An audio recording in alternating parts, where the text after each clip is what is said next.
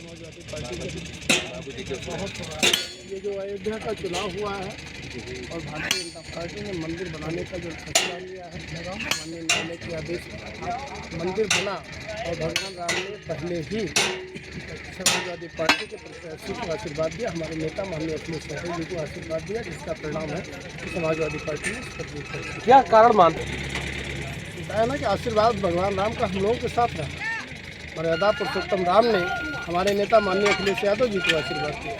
पूरी तरीके से हम लोग समाजवादी पार्टी पूरी तरीके से मर्यादा पुरुषोत्तम राम में और ईश्वर में आस्था रखती है।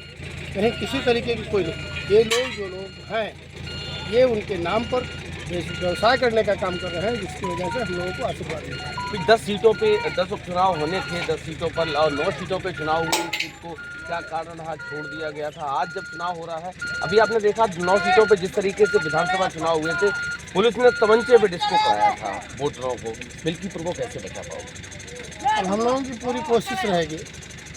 दूसरी जगहों पर क्या हुआ है, किस तरीके से अन्याय किया गया है, प्रशासन ने क्या किया है, हम लोगों का पूरा प्रयास है कि शांतिपूर्वक चुनाव हो। बाबूजी पहले हम लोग निर्वाचन अधिकारी, फिर इसके बाद चुनाव आयोग, फिर इसके बाद अपने नेता को अवगत कराने का काम करेंगे। कहीं किसी तरीके की कोई जाति नहीं, जो हमारा लोकतांत्रिक अधिकार है, जो हमारा चुनाव आयोग की आचार संहिता है, उस आचार संहिता का पालन करते हुए हम लोग पूरी तरीके से लड़ाई लड़ने का काम करेंगे। जी सर, बहुत सारे गांव में मैं गया हूं, अमूमन लोग बाबूजी की मतलब आपके पिताजी की चर्चा करते हैं और पिताजी का बताते हैं कि ये बाबूजी की धरती है।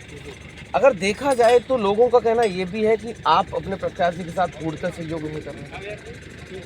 अब ये जो आरोप लग रहा है, ये जो लोग विरोधी हैं वही इस तरीके की बात कर सकते हैं।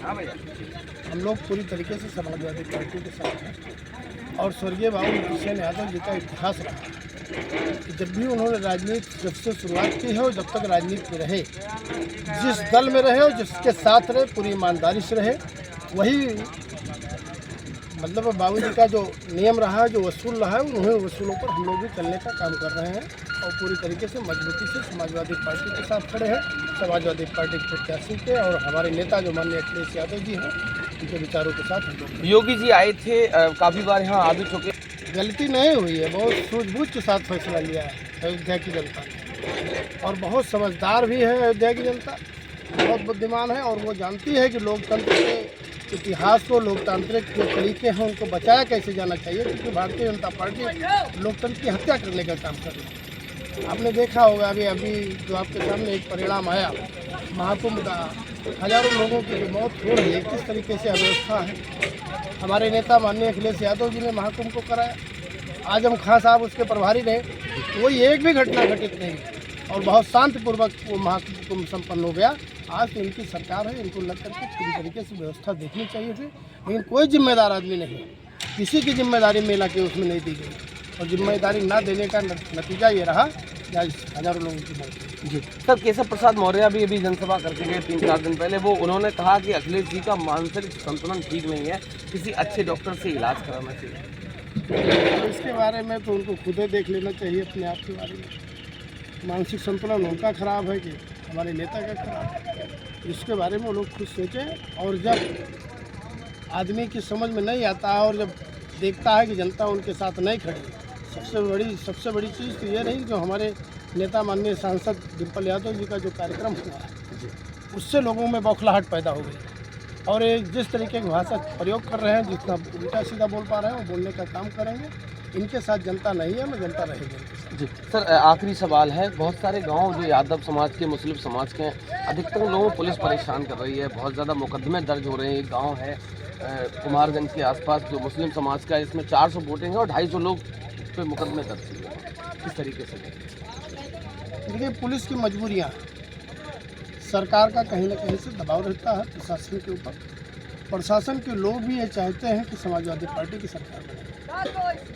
अगर उन सही मायनों में ईमानदारी से देखा जाए कि जो लोग आज दबाव बनाने का काम कर रहे हैं, कल वही लोग समाजवादी पार्टी के साथ खड़े होंगे और सरकार बनाने का काम करेंगे, क्योंकि उनके अंदर भी दर्द है किस तरीके से अन्याय हो रहा है, किस तरीके की जाति हो रही है। सरकारी चाहे कर्मचारी हो, चाहे अधिकारी हो और चाहे आम जनता हो, चाहे छात्र हो, चाहे नौजवान हो, चाहे किसान हो, सबकी अपनी समस्याएं हैं और सारी समस्याओं से जुड़े हुए पुलिस के कर्मचारी और अधिकारी भी हैं। इसलिए जो उनके साथ ज्यादती होती है, प्रेशर में कहीं न कहीं काम करना पड़ता है। लेकिन उनकी भी मंशा ये है कि समाजवादी पार्टी की सरकार। नेताजी पर टिप्पणी। सर 2027 में किस तरीके से आप अपने पिताजी के आदर्शों पे चलकर समाजवादी पार्टी को मजबूत करेंगे? ये सब बाबूजी का जो इतिहास रहा है, संघर्षों का इतिहास रहा है और मिल्कीपुर संघर्षों की धरती रही। यहाँ पर जो जिस तरीके से हिंदुस्तान की आज़ादी के लिए लड़ाई लड़ी गई, उसी तरीके से मिल्कीपुर की गरीब आवाम की आज़ादी की लड़ाई को बाबूजी को लड़ना पड़ा,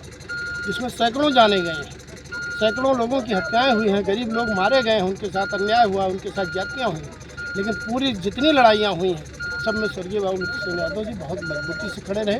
हमारा पूरा परिवार उनके साथ खड़ा रहा और उस लड़ाई को हम लोगों ने हमेशा जीतने का काम किया है। हम आपसे केवल इतना कहना चाहते हैं कि जो उनका इतिहास रहा है, जो उनका अपने लड़ने का लोकतांत्रिक तरीका रहा है, जो तरीका उन्होंने अख्तियार किया था संघर्षों का, उस तरीके पर हम लोग चल करके, उनके पद चिन्हों पर चल करके उनकी लड़ाई को आगे बढ़ाने का काम करेंगे। बहुत बहुत धन्यवाद।